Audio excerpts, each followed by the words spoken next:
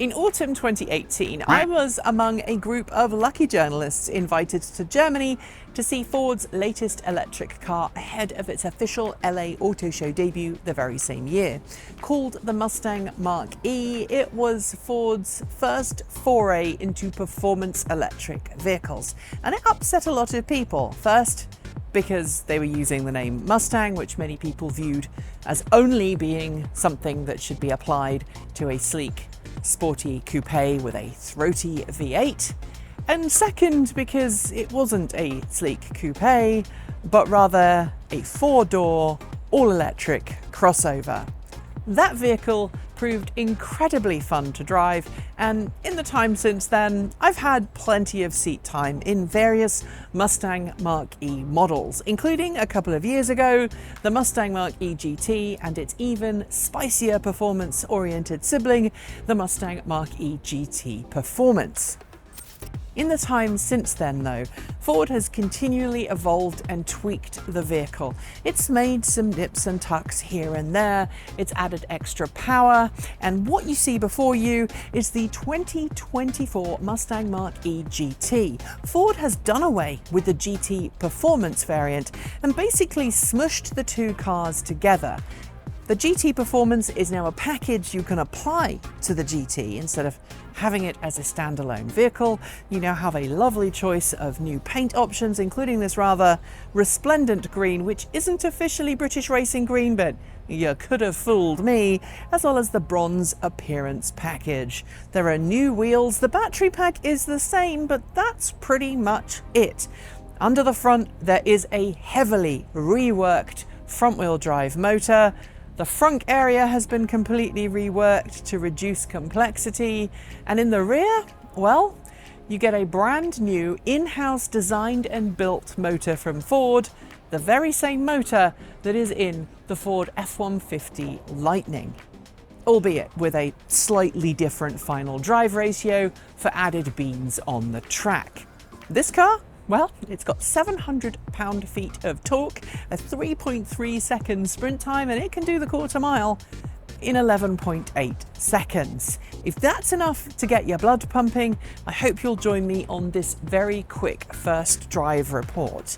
Before we get going though, a slight caveat. While this vehicle has the Magnaride suspension of the GT Performance, it's got improved seats that I think are going to be very comfortable and a whole lot of extra new bells and whistles in terms of infotainment that I'm not going to go into today. I'm also not going to get to push this to its absolute limits because I'm here in Seattle, Washington, which isn't exactly known for its relaxed attitude to high-speed driving. So I'll be sticking to the speed limit and doing my best to conjure up some impressions as to what we can expect from this on the open road and also the racetrack. Oh, and tomorrow I get to drive this car's brand new off-road cousin, the Ford Mustang Mach-E Rally. And that is in a different video.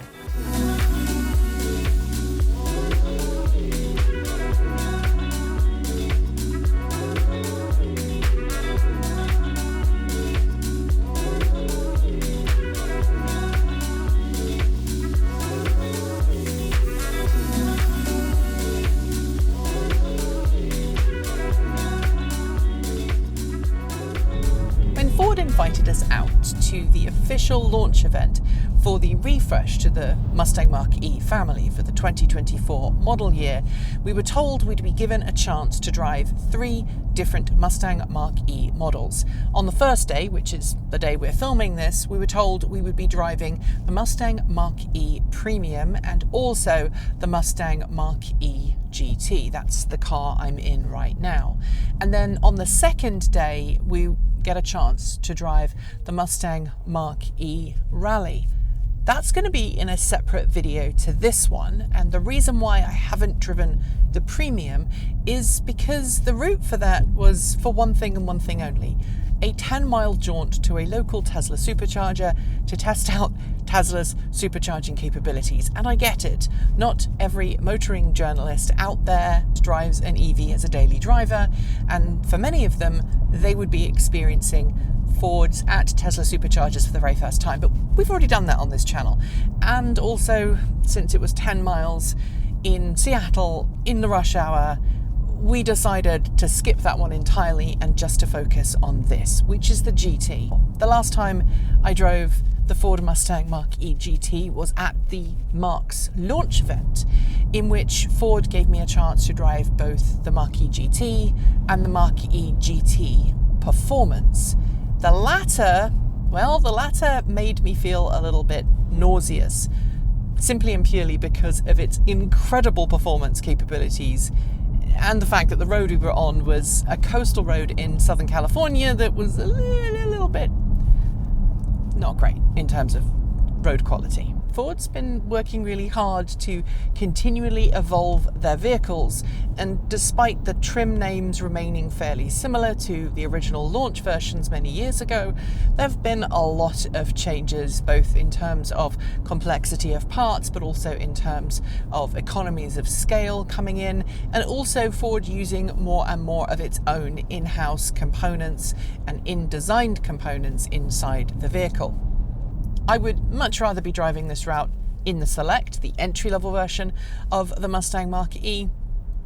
And as a GT performance badged variant, this is not exactly the cheapest of the Mustang family. In its current guise, it can start from just under $54,000 and go up from there. But what's particularly important about this variant of the Mustang Mach-E is that it has had some significant tweaks for the 2024 model year, so let's go through them.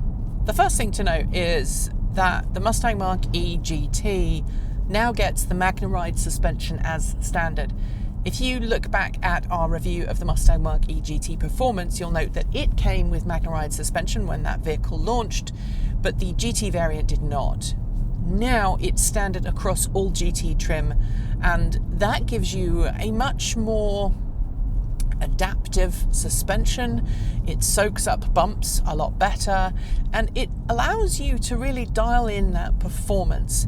Now, I could make an entire video about MagneRide suspension and how it works, but basically the too long didn't read is that it uses oil that has got magnetic particles in it, and it can change the viscosity of the oil or how the oil behaves based on electromagnetic fields that are applied to the dampers. That is a very, very, very basic way of explaining it, but that is effectively how it works. It results in a very smooth ride. Granted, this road is not anywhere near as bumpy as the road that I first drove the Mustang Mach-E GT Performance on, but it's not bad. It's a smooth ride. This is a regular old road here in Washington State. It's not necessarily well kept, and there are a few bumps. We go over one right now. It's a little firm, but it's definitely forgiving if you consider that this is a performance variant. I would love to show you the performance specs of this particular car because they're kind of impressive. There's over 700 pound-feet of torque available at the wheels. I'm afraid I can't tell you that in Newton meters because I can't just automatically convert between the two, but if I do this, perhaps Em will put it up on screen. Thanks, Em. There's also a 3.3 second stoplight sprint time. Now we're measuring with the US sprint time, so that's 0 to 60 miles per hour, which is like 0 to 98 kilometers per hour for those who prefer metric. And the quarter mile time is 11.8 seconds. So not particularly shabby for a car that you can also use to go and get your groceries in. That improvement in sprint time and power at the wheels comes from a whole host of different improvements made to the Ford Mustang Mach-E GT compared to previous model years, but not among them is a switch in cell chemistry. Unlike many other Mustang Mach-E trim variants, which have switched from NCM battery cell chemistry to LFP battery cell chemistry in an effort to chase affordability, economies of scale, and battery packs that don't contain cobalt, the Mustang Mach-E GT retains the NCM cell chemistry it did from launch. That's because NCM chemistries are known for being both more volumetrically energy dense while also being more power dense. And in a car where it's all about power, that's the most important thing. While the Mustang Mach-E GT still has the NCM chemistry, there have been some tweaks to how the battery pack looks after itself and the energy management within the pack, ensuring that you can have really responsive power delivery, and also to ensure that when you charge at a supercharger or a CCS charging station, the battery pack charges as quickly as absolutely possible. And of course, like the rest of Ford's lineup, everything is carried out via over-the-air when it comes to software tweaks and update, so you don't have to worry about taking it to a dealer to have an update applied when one becomes available. Those tweaks also go through to the inverter system. In terms of the inverter, the tweaks to the inverter are also because there's been some sizable changes to the motor technology in this vehicle. The front motor on the Mustang Mach-E, which is kind of like a supplemental motor, it gives you that extra torque and grip. It helps enhance your cornering performance, but it's not the primary motive force of the vehicle. That is the rear, and I'll come to the rear in a second, but the front motor has been given some tweaks. It's essentially the same motor as found in previous generations of the Mustang Mach-E, or rather previous model years of the Mustang Mach-E GT, but it has been tweaked to ensure it has better cooling, better torque capabilities, and it can give you even more power when you demand it. But at the rear, that's where things get exciting, because unlike previous years, this model year variant of the Mustang Mach-E GT includes a brand new motor that has been sourced from none other than the Ford F-150 Lightning. Now, I have an F-150 Lightning, and the motors in that vehicle are monstrous because they need to be able to haul 2,000 pounds, they need to be able to tow up to 10,000 pounds. Imagine that one of those motors placed on the rear axle of this vehicle, and that's what you get. That is one of the reasons why this thing can accelerate so quickly and has, frankly, bonkers levels of torque. Unfortunately, most of the roads we've been on today have been roads that have had their speed limited to 20, 30 miles an hour. But I'm just going to accelerate up to this bridge here. And I'm already at 40. I don't know if you heard the wheels just scrabble there for a second, but that gives you an idea of just how truly powerful this car is. It is wonderful going around corners in the Mustang Mach-E GT, and you can feel how flat the car is and how little body roll there is, but I'm also going to just express my sheer frustration at Ford's PR team for choosing this particular route to showcase this vehicle on, because I swear there has not been a single bit of road with a speed limit of 60 miles an hour other than a very heavily packed freeway, and all of these roads around here have a maximum speed limit of 40 miles an hour on them, which means I feel very much like a superhero, you know, the with great power comes great responsibility thing from Spider-Man. I know that this car has, under my right foot, 700 pound-feet of torque, and yet I'm literally just stroking the go pedal as gently as I possibly can, because I know if I go any further, then I might lose my license or worse. My frustration that Ford gave us a route with 40 mile an hour speed limits and not much else in a performance car aside, though, I do want to just talk about the three main driving modes that this car has. Now, Ford left it in the unbridled mode. For driving around country roads like this, though, the unbridled mode is frankly a little bit painful, because you have to keep your foot fairly high off the throttle, and that ultimately is not a particularly fun experience. You then have the engage, which is more of a balanced mode. You have to push your foot further to the floor for the same speed. The accelerator is not quite so eager to lurch forward when you press it, and that is a much smoother riding and driving experience. Then you have Whisper, which is, it's not eco in terms of traditional eco modes, but it's the one that gives you the most chill experience behind the wheel. If I was to drive this on an everyday basis, this would be the mode that I choose. But even in this mode, I keep finding myself just peaking above the speed limit, and I think it shows testament to just how much power this thing has. Could this be driven in rush hour as a commuter? Yes, but I think you would have to train yourself, because I'm doing 30 miles an hour and it doesn't feel like I'm doing 30 miles an hour. It feels like I'm doing maybe 10 or 15 miles per hour.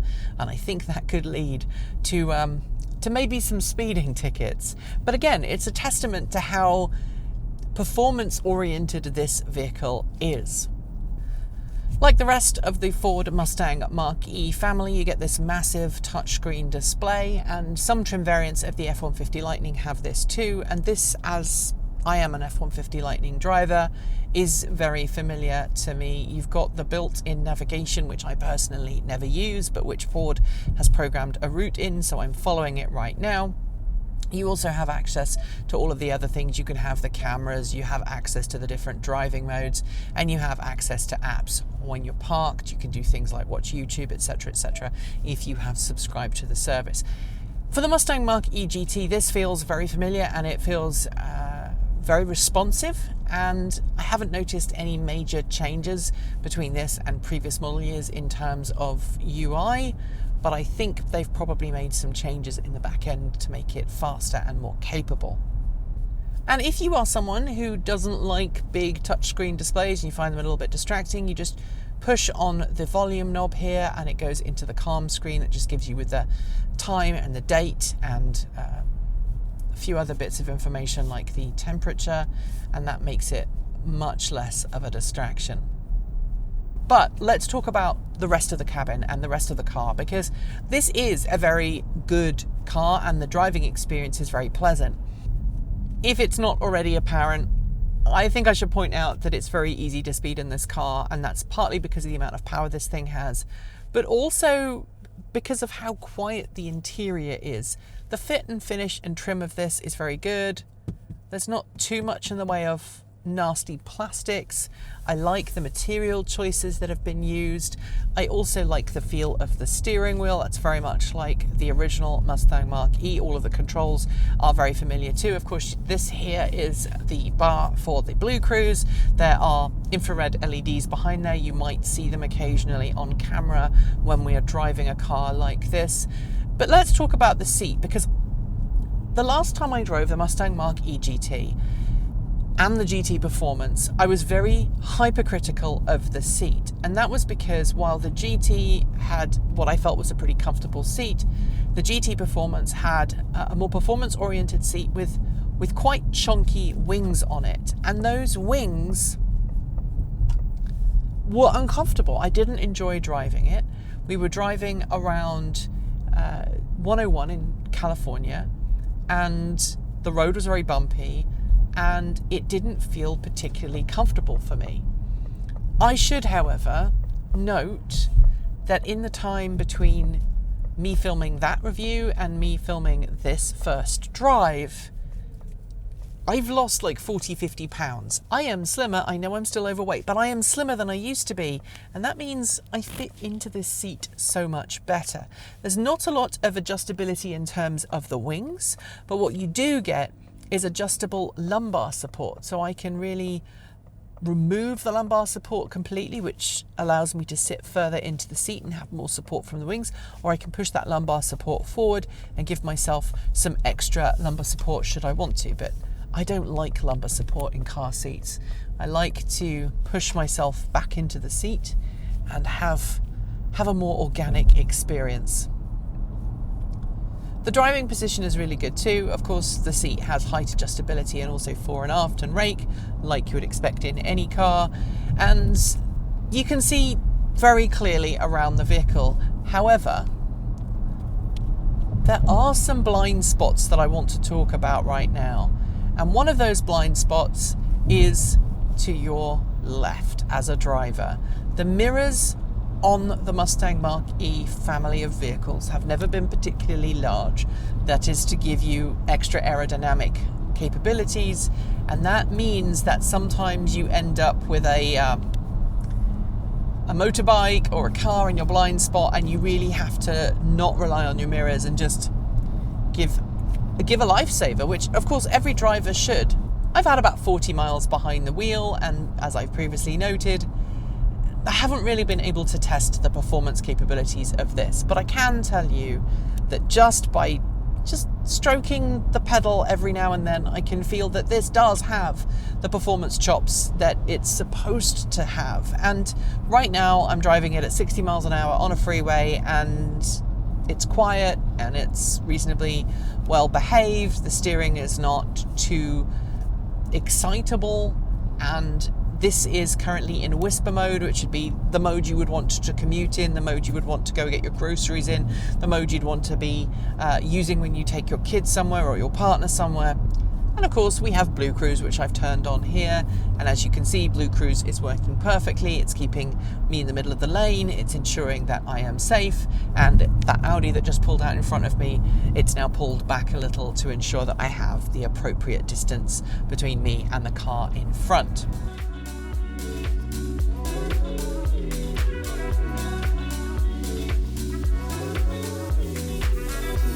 And we're back where we started, at the host hotel for this particular first drive. And while I'm here at the front of the car, I did plan this because I didn't mention the redesigned headlights during the drive, so I might as well mention them now. These have been subtly redesigned to make them cheaper to produce, have fewer components, but also add a whole load of extra tweaks that make them exactly the same as the new lights found on the internal combustion engine Mustang, so there's a lot more family resemblance there. What did I think? Well, Ford did their best with the route, but we didn't really have a chance to put this to its absolute limits. Nowhere near, in fact. And I did feel a little stupid driving along 30 and 40 mile an hour roads with this much power at the wheels, but you know what? The car let me. It wasn't impossible to drive.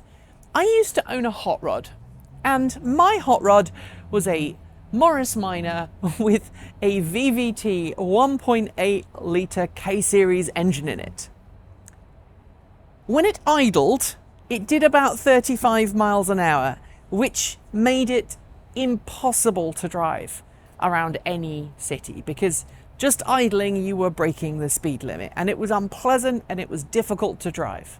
Not so with this. This will, if you ask it nicely and you don't bury your foot to the floor, it will let you drive around town. Sure, if you're not paying attention, you will very quickly find yourself above the speed limit, and for some people that could be a problem. But cocooned inside that very comfortable cabin with lovely soundproof glass, with a lovely comfortable seat, your stress level is not what it would be in a lot of high performance sports cars.